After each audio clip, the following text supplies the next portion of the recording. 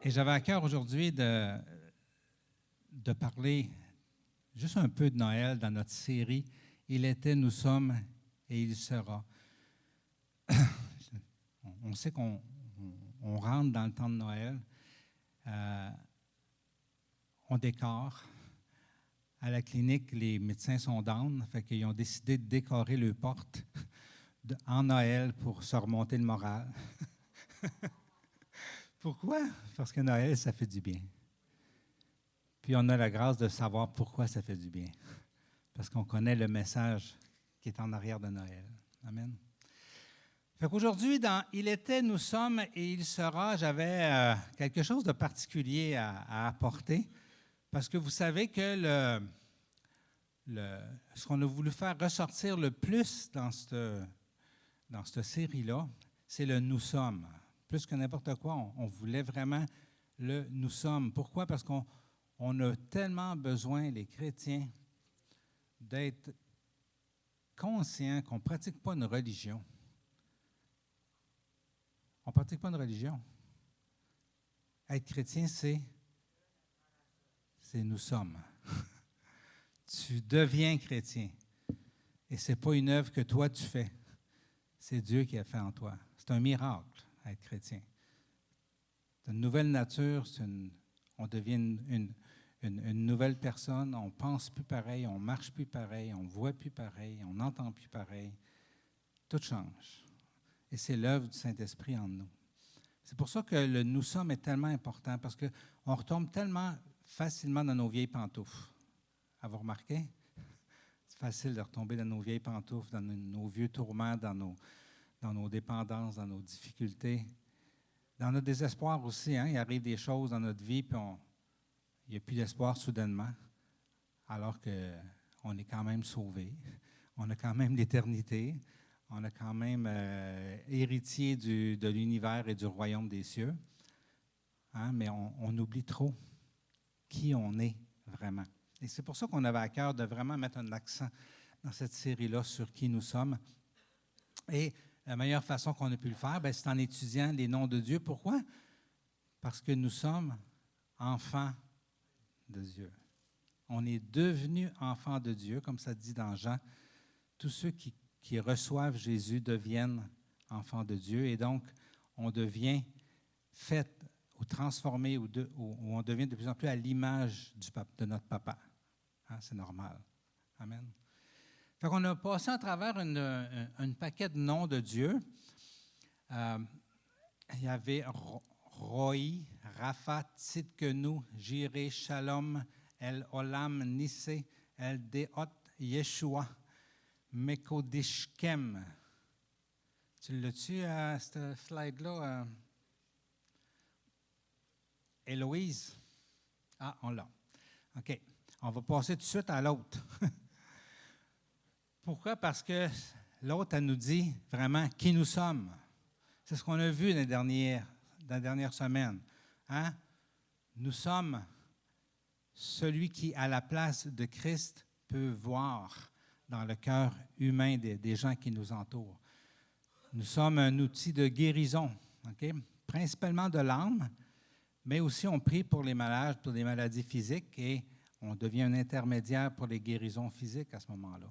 Mais on est surtout un outil de guérison de l'âme par les paroles qu'on apporte, par le réconfort qu'on peut apporter, par l'accueil qu'on fait, par tout ce qui vient de Christ, par l'amour, par la compassion qui est en nous autres. On est ceux qui font la différence entre le vrai et le faux. Hein? Nous sommes porteurs de la vérité. On est ceux qui pourvoient la guignolée aujourd'hui. C'est toutes des œuvres, ça, qui sont inspirées par Jésus. Hein? Ça n'existait pas avant Jésus-Christ, des œuvres comme ça, tout organisées pour aider les personnes qui sont en besoin. Hein? La guignolée qu'on vit aujourd'hui, c'est Dieu qui pourvoit. Hein? Pourquoi que ça arrive dans le temps de Noël? Même pour les gens qui ne croient pas et qui participent à la guignolée, il y en a beaucoup. Parce que c'est Noël qui souligne la venue du Sauveur du monde. Amen. Nous sommes ceux qui offrent la paix. Heureux les artisans de paix. Amen.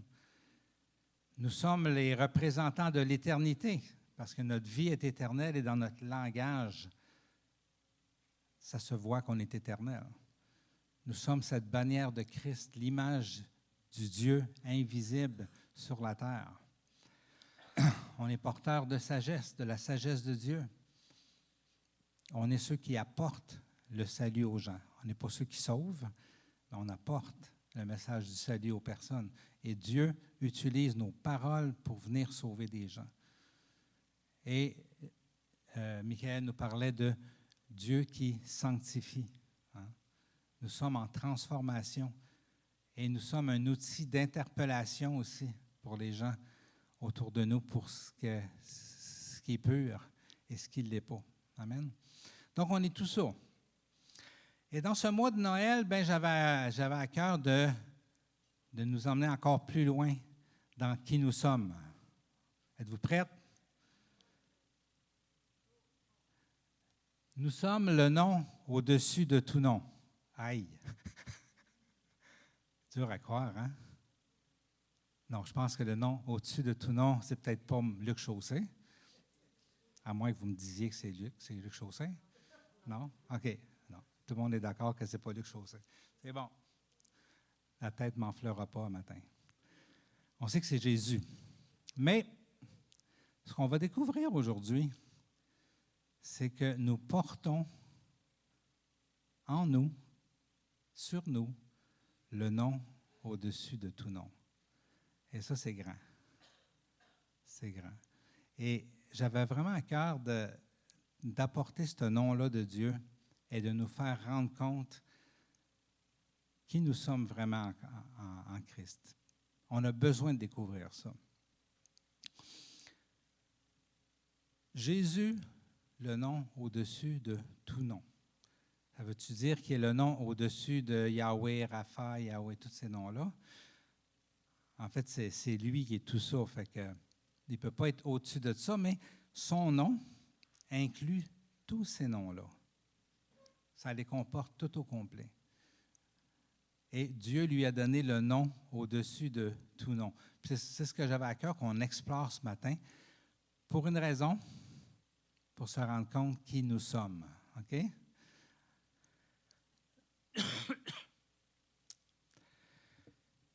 Ce nom est venu sur la terre, on en a parlé ce matin, pendant la louange.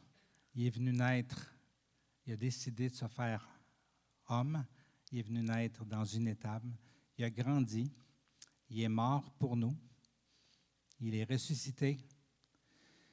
Et peu après, lorsque ses disciples ont commencé à se multiplier et à être transformés, il y a un passage dans la Bible qui dit qu'on lui a donné ce nom au-dessus de tout nom. Mais juste avant, la question qu'il faut se poser, est-ce que nous, le corps de Christ, aujourd'hui, en 2025, est-ce qu'on porte vraiment en nous le nom au-dessus de tout nom? Amen. Autrement dit, sommes-nous tous chrétiens? Fort, hein? Parce qu'être chrétien, c'est d'être né de Dieu, d'être engendré par Dieu et de porter le nom de Dieu en nous. C'est ça. Est-ce qu'on porte en tant qu'individu le nom au-dessus de tout nom? Est-ce qu'on le porte en tant qu'Église, en tant que corps de Christ? Amen. On va explorer ça ensemble. Êtes-vous découragés? Pas découragé parce que c'est lui qui fait l'œuvre en nous. Amen. Si ça dépend de nous autres, c'est décourageant. Si ça dépend de moi, c'est vraiment décourageant. Mais ça dépend de lui. C'est son œuvre. C'est lui qui l'a commencé et c'est lui qui va la poursuivre jusqu'à la fin des temps. C'est une promesse qui est aussi écrite dans la Bible. Je n'ai pas le verset, mais c'est écrit. Amen.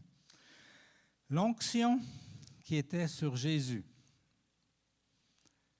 est sur nous maintenant, aujourd'hui. Il est sur son corps depuis qu'il est monté au ciel. Son onction opère sur la terre sa bonté à travers nous autres. Son onction opère le surnaturel du ciel, okay, en incluant la conviction qui est en train de se répandre encore aujourd'hui, qu'il est le Messie, le Sauveur de tous ceux qui vont ouvrir leur cœur à eux. Amen. Cette onction-là, elle est sur nous. Amen. Et c'est ce qu'il y a. C'est un mystère qui est plus grand que ce qu'on peut comprendre. Mais on a besoin de le découvrir. C'est pas juste c'est le fun de le découvrir, on a besoin de le découvrir pour devenir vraiment qui on est. Et en tant que peuple, pour devenir vraiment qui nous sommes. Amen. On explore ça dans Philippiens. C'est Paul qui a écrit ça. Il a dit, c'est aussi pourquoi Dieu, donc en parlant de Jésus, l'a élevé à la plus haute place et lui a donné le nom qui est au-dessus de tout nom. Amen. Et il continue, et ça nous montre que c'est du nom de Jésus qui parle vraiment. Il dit, afin qu'au nom de Jésus, chacun plie le genou dans le ciel, sur la terre et sous la terre, et que toute langue reconnaisse que Jésus-Christ est le Seigneur à la gloire de Dieu le Père. Dans le ciel, que tout être plie le genou, se prosterne devant lui et reconnaisse que Jésus-Christ est le Seigneur. Tous les anges, tous les êtres créés dans le ciel. Sur la terre, tous les hommes de la terre, ceux qui sont présents en ce moment, mais ceux qui ont existé avant. Et sous la terre, que toute la création se prosterne et reconnaisse que Jésus est le seul Seigneur et qu'il n'y en a pas d'autre. Amen. Jésus-Christ. Il faut faire la distinction. J'ai des amis au Mexique, moi, qui s'appellent Jesus. Il s'appelle Jésus.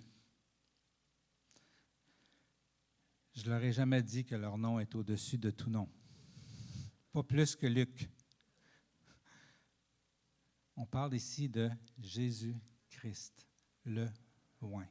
OK? Amen. Celui qui a reçu l'onction et qui l'a donné après. À qui? À son Église, à chacun de vous. Amen. À la gloire de Dieu le Père, parce que toute la gloire lui revient, parce que ça vient de lui, c'est son œuvre, c'est lui qui le fait, et c'est lui qui va l'accomplir jusqu'à la fin. Amen. Donc, est-ce que nous sommes le corps de ce nom, Christ? Est-ce que nous portons ce nom? Vous savez, on parle souvent de l'Antéchrist. On essaye d'en faire un personnage qui va arriver à la fin des temps, mais pour le vrai, la Bible ne mentionne jamais ça. Okay? C'est des spéculations. En fait, le seul qui parle de l'Antéchrist, c'est Jean, dans ses lettres. Et tout ce qu'il dit, c'est que c'est un esprit qui était déjà là au temps de Jean, au temps des apôtres, et qui est encore là aujourd'hui. Ça veut dire quoi, Antéchrist? Ça veut dire celui qui est contre l'onction. Donc, il était contre l'onction qui était sur Jésus-Christ, qui est venu sur la terre, qui a grandi, qui est mort sur la croix et qui est ressuscité. Il était contre lui et il essaye tout le temps de dénigrer ou de faire mentir cette vérité-là. Mais il est aussi contre l'onction qui est sur chacun de nous. Okay? Ce même esprit-là se bat depuis des siècles pour qu'on ne soit pas conscient de cette onction-là qui est sur nous autres et qu'on ne la mette pas en action par nos gestes, par nos paroles de foi. Il veut qu'on minimise l'onction qui est sur nous. C'est son œuvre. Il veut arrêter l'onction. Il veut arrêter le Christ. Le mot Christ et onction, c'est le même mot. Il veut l'arrêter. Mais Dieu nous a donné sa parole pour qu'on découvre ensemble et qu'on soit de plus en plus convaincus qu'à chaque jour de notre vie, cette onction-là est sur nous pour qu'on fasse son œuvre sur la terre avec puissance, la même qui était sur Jésus-Christ auparavant. Amen. Dans ce qui précède ce passage-là qu'on vient de lire, c'est intéressant de voir que Paul parle à l'église de Philippe. Ça, c'était une des meilleures églises qu'il y a eu, que la Bible nous témoigne. Autant dans les lettres, dans l'Apocalypse, que qu'il parle à cette église-là. Hein. C'est une église qui était pure, qui était sainte, qui était missionnelle, une église qui était consacrée, qui était généreuse. Et Paul leur dit ça. Okay? Il leur parle que cette onction-là est sur eux et il leur parle qu'ils sont porteurs, finalement, du nom au-dessus de tout nom. Parce que regardez ce qu'il lui dit juste avant. Il dit que votre attitude soit identique à celle de Jésus-Christ. Que votre attitude soit identique à celle de Jésus-Christ. Amen. Est-ce qu'on peut? Selon Paul, oui, en tout cas. S'il dit de le faire, c'est parce que c'est possible. Amen. Lui qui est de condition divine, il n'a pas regardé son égalité avec Dieu comme un butin à préserver, mais il s'est dépouillé lui-même en prenant une condition de serviteur, en devenant semblable à un être humain, reconnu comme un simple homme. Il s'est humilié lui-même en faisant preuve d'obéissance jusqu'à la mort, même la mort sur la croix. Et c'est là qu'il dit, c'est pourquoi son nom a été élevé au-dessus de tout nom. Pourquoi que son nom a été élevé au-dessus de tout nom? Parce qu'il a obéi. Parce qu'il s'est humilié. Parce qu'il a laissé de côté toute sa gloire, toute son autorité, toute sa richesse, tout ce qu'il était finalement. Il est venu se limiter dans un corps humain, très limité. Et il l'était, limité, Jésus, lorsqu'il était dépendant entièrement du Saint-Esprit. Son corps lui-même, sans le Saint-Esprit, n'était pas mieux que n'importe quel de nos corps. Okay? Il a accepté de laisser tout ça, de se rapetisser et de mourir sur la croix pour nous autres. En obéissance au Père. Même lorsqu'il a dit à Dieu, à Gethsémani, si cette coupe peut passer loin de moi, s'il y a une autre façon que la croix, j'aimerais mieux l'autre façon. Et bien entendu, le Père, ce n'est pas écrit, mais il a sûrement dit, non, il n'y en a pas d'autre moyen. Si tu veux sauver les hommes, c'est le seul moyen. Et il a obéi jusqu'à la croix. À cause de ça, à cause de son obéissance, son nom a été élevé au-dessus de tout nom. Amen. Paul encourage l'Église ici à porter ce nom au-dessus de tout nom. Okay? Ça inclut quoi, porter le nom de Dieu? C'est quoi, en fait, ce nom dont Dieu parle? Okay? Qui inclut, finalement, tous les noms qu'on a étudiés jusqu'à maintenant et qui parle aussi de l'onction de Dieu. Donc, qu'est-ce qu'on porte quand on porte le nom au-dessus de tout nom? On va explorer un petit peu dans l'Ancien Testament, c'est quoi le nom de Dieu. On va juste effleurer un peu le sujet, mais ça va nous aider à comprendre qu'est-ce que ça veut dire porter le nom au-dessus de tout nom, porter le nom de Jésus sur nous. Amen. On va commencer juste par dire dans Jean que Jésus s'identifie au nom de Dieu, le nom de Yahweh. Okay? J'en ai parlé il y a une couple de semaines, mais je veux juste leur dire. 3 fois, Jésus dit aux Juifs qu'il est Yahweh. Hein? Il dit, en vérité, je vous le dis, avant qu'Abraham soit né, je suis. Je suis, c'est ça que ça veut dire Yahweh. Okay? Il les a scandalisés, c'est sûr, mais il avait besoin de mettre les points CI. Avant qu'Abraham existait, là, moi, pas j'étais, moi, je suis. Pourquoi pas j'étais? Parce que j'étais, c'est dans le passé. Mais lui, il était dans le passé, il est dans le présent, puis il va être dans le futur. Donc, Yahweh, c'est pas j'étais, c'est pas je serai, c'est je suis. Je suis de toute éternité, je suis. Avant qu'Abraham fût né, moi, je suis. Donc, Jésus portait un nom. Okay? il portait déjà le nom de Yahweh.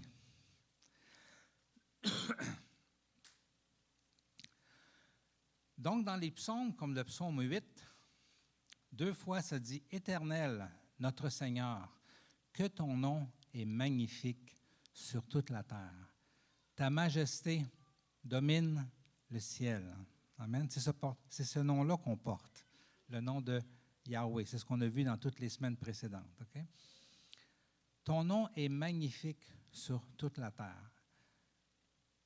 Si on va voir dans le psaume 148, « Qu'il loue le nom de l'Éternel, car son nom seul est élevé. Qu'il loue le nom de Yahweh, car son nom seul est élevé. » C'est intéressant de voir que dans Philippiens, des centaines d'années plus tard, ça dit que Dieu a mis le nom de Jésus, il l'a élevé au-dessus de tous les noms qui existent. Amen. Pourquoi c'est si beau ce nom-là? C'est-tu les lettres qui sont belles? C'est-tu le mot Y-A-H-W-E-H qui fait que c'est beau? Ils n'osaient même pas mettre les voyelles dans ce temps-là. Ils mettaient juste Y-H-W-H parce qu'ils ne se sentaient pas dignes, les Juifs, de prononcer le nom de Yahweh. Fait qu'ils mettaient juste les voyelles.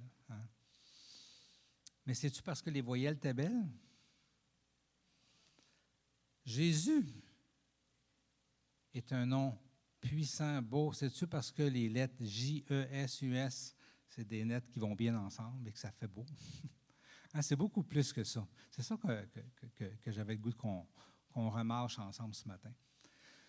Ce n'est pas des lettres, ce n'est pas des syllabes, ce n'est pas la phonétique, la prononciation qui donne toute la puissance ou la beauté du nom. Okay? Tous les peuples de la terre, de toute façon, ils le prononcent de toutes sortes de façons. Hein? Et c'est là que ça devient intéressant quand on pense que l'on porte le nom sur nous. Pourquoi que ce nom qu'on porte est si beau et si grand et si puissant et qui change tellement tout? Hein? Un passage qui nous ouvre les yeux et qui élargit le mot « nom ». Okay? C'est un passage qui est utilisé à tous les ans dans le temps de Noël.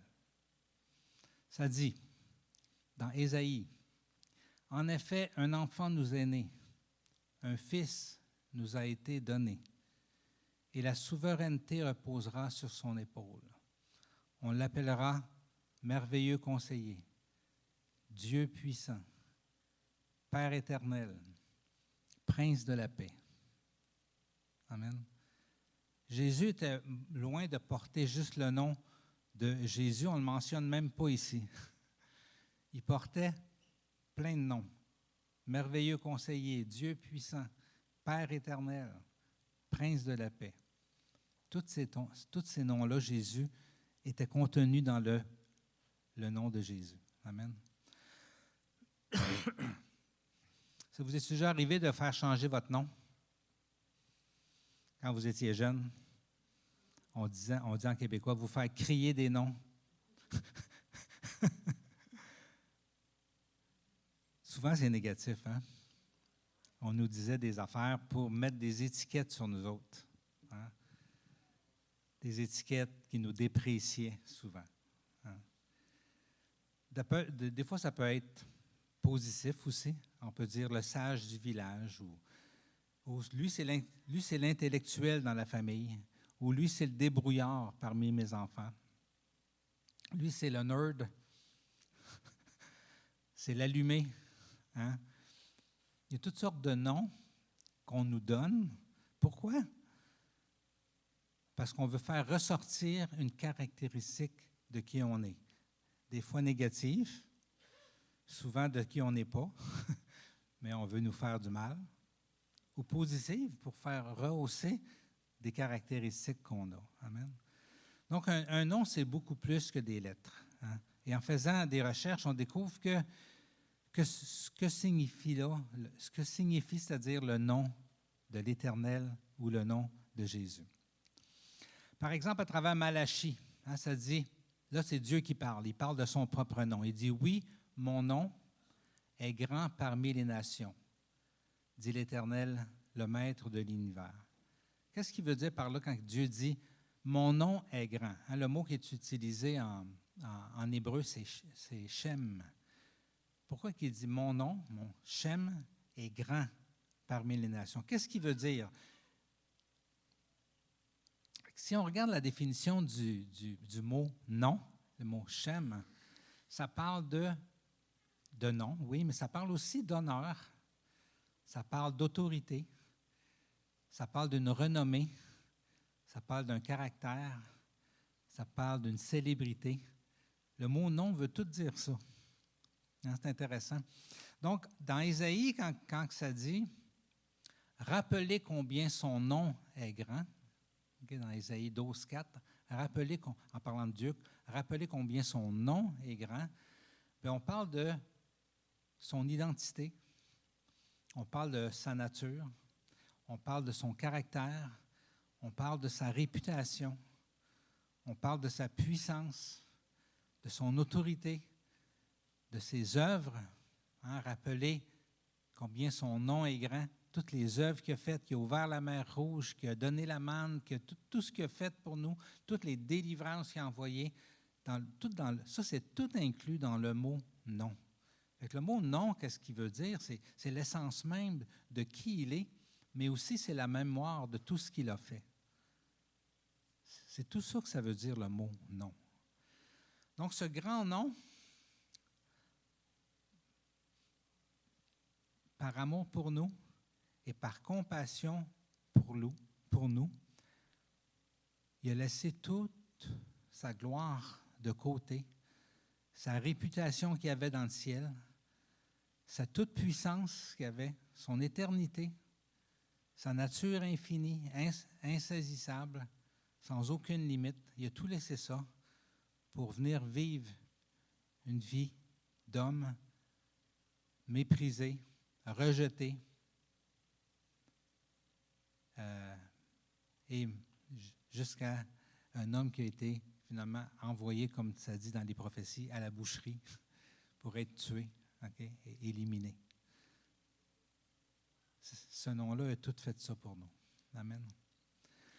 Et la Bible a dit que c'est parce qu'il a fait ça que ce petit homme, ce petit Jésus, comme on dit au Québec, mais qui a grandi, qui est resté juste ici pendant une dizaine d'années, ce Jésus-là, limité dans son corps d'homme, a été élevé au-dessus de tous les noms glorieux du ciel.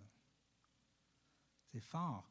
Pour la première fois dans l'histoire, le nom d'un homme a été élevé au-dessus de tout ce qui existe dans l'univers, au ciel, sur la terre et sous la terre, à la gloire de Dieu le Père. Et ce nom-là, Dieu l'a apposé sur nous, son corps. Il nous appelle son corps. Nous sommes le corps du nom au-dessus de tout nom. C'est fort, ça. Un corps, vous savez, c'est tous les membres, tout ce que le cerveau fait bouger, là. C'est nous autres, ça. Nous sommes le corps, la même entité que le nom au-dessus de tout nom. Fait que si on est plugué, là, wow! Amen. Regardez ce que dit l'auteur de la lettre aux Hébreux. Dans Hébreux 1, il dit « Après avoir autrefois, à de nombreuses reprises et de bien des manières, parlé à nos ancêtres par les prophètes, Dieu, dans ces jours qui sont les derniers, nous a parlé par le Fils.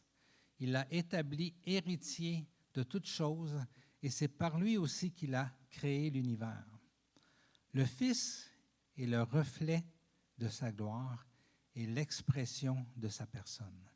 Il soutient tout par sa parole puissante et après avoir accompli au travers de lui-même la purification de nos péchés, il s'est assis à la droite de la majesté divine dans les lieux très hauts et ainsi est devenu d'autant supérieur aux anges.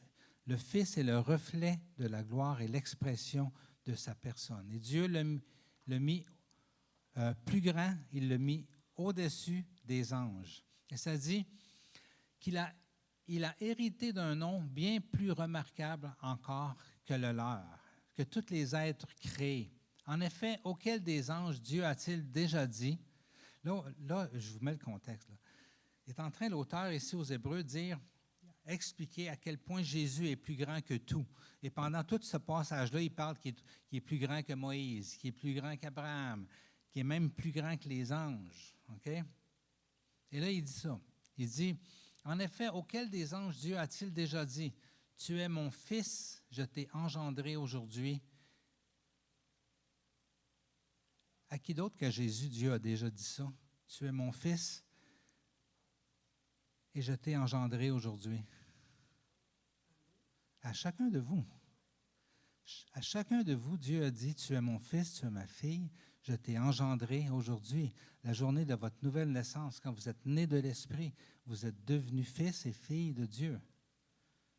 Et ça dit encore, je serai pour lui un père et il sera pour moi un fils.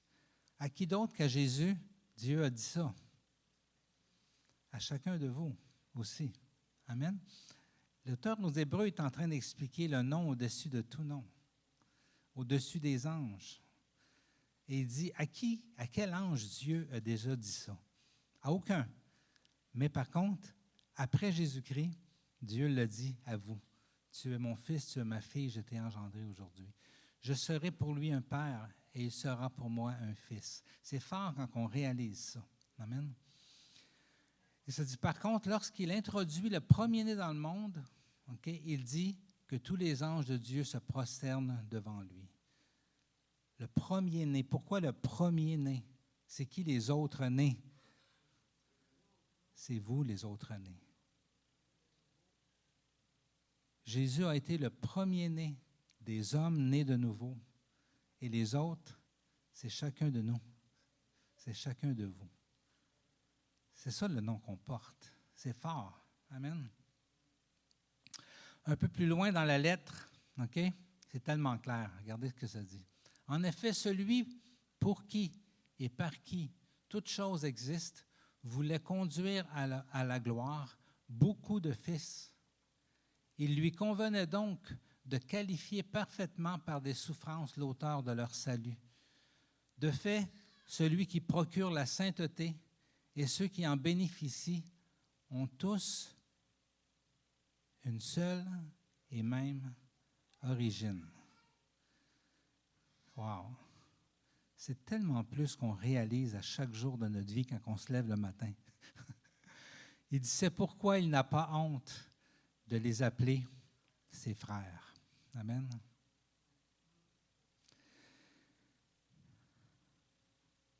Qu'est-ce que celui dont le nom est au-dessus de tout nom voulait conduire à la gloire et n'a pas honte d'appeler frère, mais c'est chacun de nous autres, chacun de vous.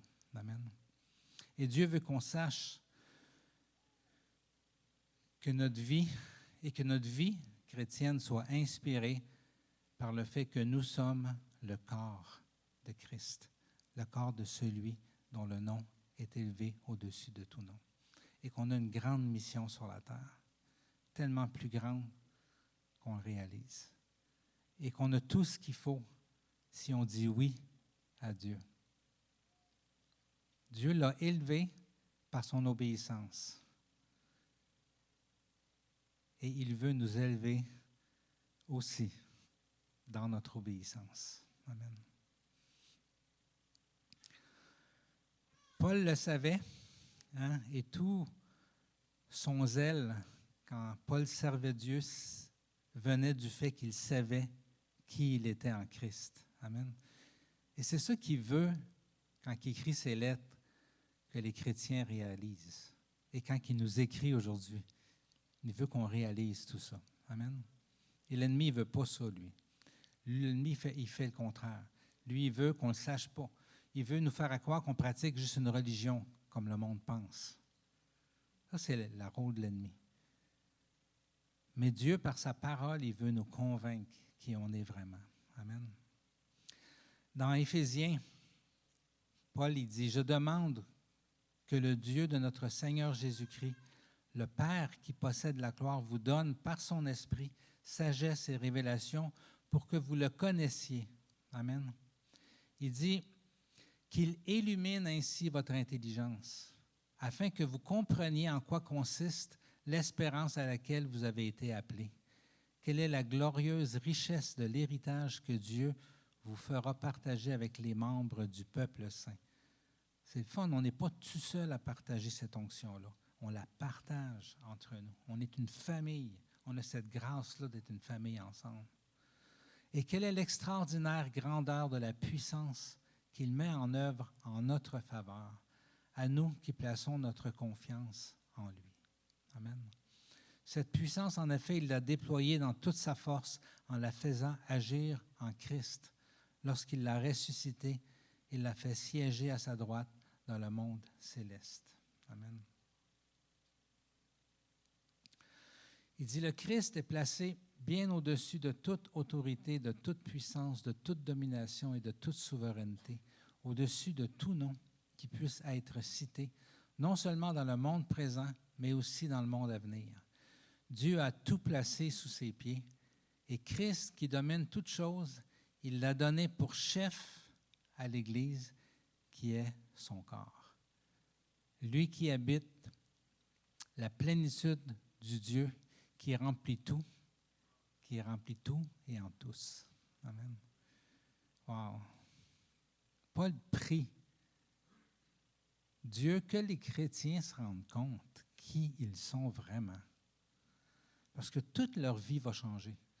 Leur motif de vie, leur audace, leur désir de servir Dieu, de participer à l'œuvre de son royaume, s'ils se rendent compte qui ils sont vraiment, tout va changer. Amen.